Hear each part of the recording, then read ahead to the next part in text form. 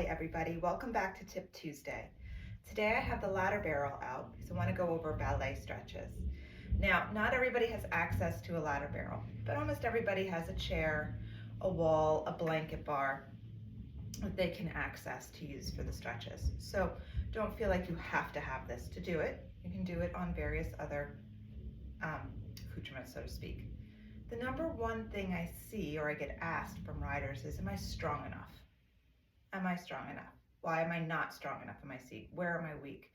It's usually not a question of strength. Most riders are fairly strong and do a lot to be strong, right? Practice a lot in the saddle, work out. What I see and what most people lack is length. They lack the ability to access the length and to keep the length flowing through the movement. And ballet stretches are a great way to work on your length and your lift.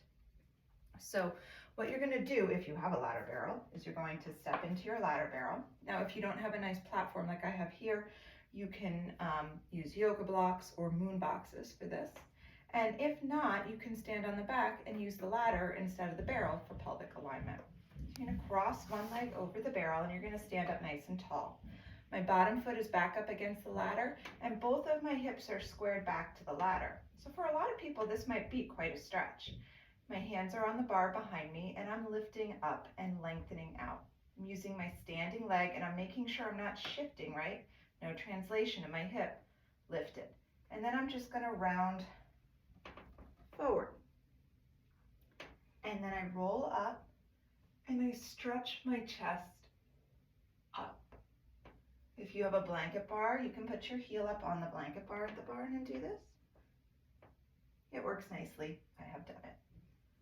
So I do about 3 of those, and then I hold on to my handles and I slide forward into my split and back up.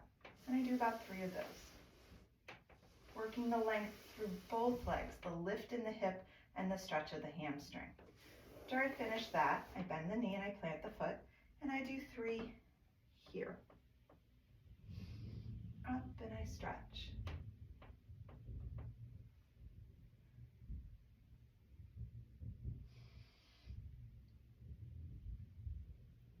From here, I slide my foot across and flex.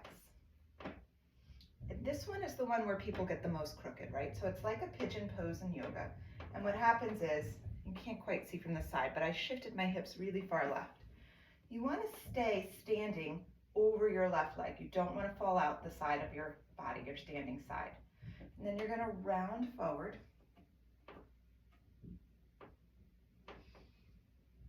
And lift up. Make sure when you do your stretch back, it's an upper back lift, not a falling into your low back.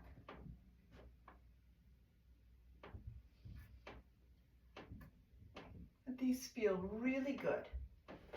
And then what you're going to do is slide out. Your leg's going to be slightly on the diagonal, so it's not straight out of your hip. And you're going to quarter turn. Right hand on the ladder, left arm up. And you're going to reach. Side bend over the leg.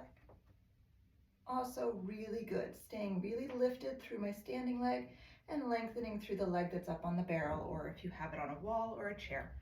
And then side bend the other way. So you do about 3 of these,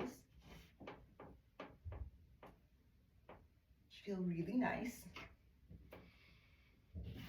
And this is great for riders because it gets kind of deeply into that groin hamstring area, right, that is tough for us. And then what you're going to do is you're going to slide this one. So you slide out into your stretch, and then you lift your stretch back up and in.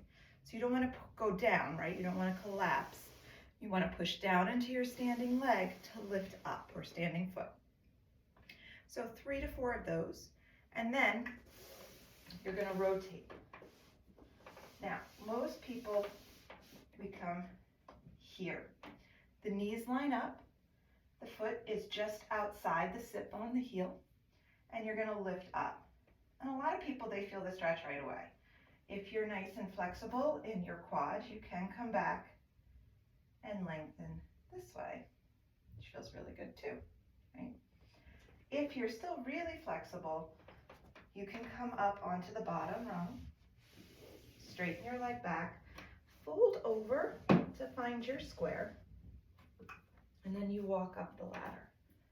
And then you can slide this split, which is great. It feels really good. Plus you get a nice extension, right? Do this a few times. And then you go into your stretch and you bend and reach around and stretch your quad. Up. And I step down. So those are your ballet stretches.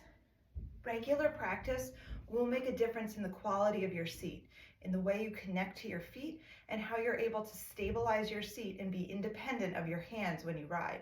It is a lot about length and finding that connection through the length, the spring through the length, that really, really helps make an independent seat. Hope you enjoyed this Tip Tuesday. I hope you love the ballet stretches as much as I do, and I will see you next Tuesday with another tip.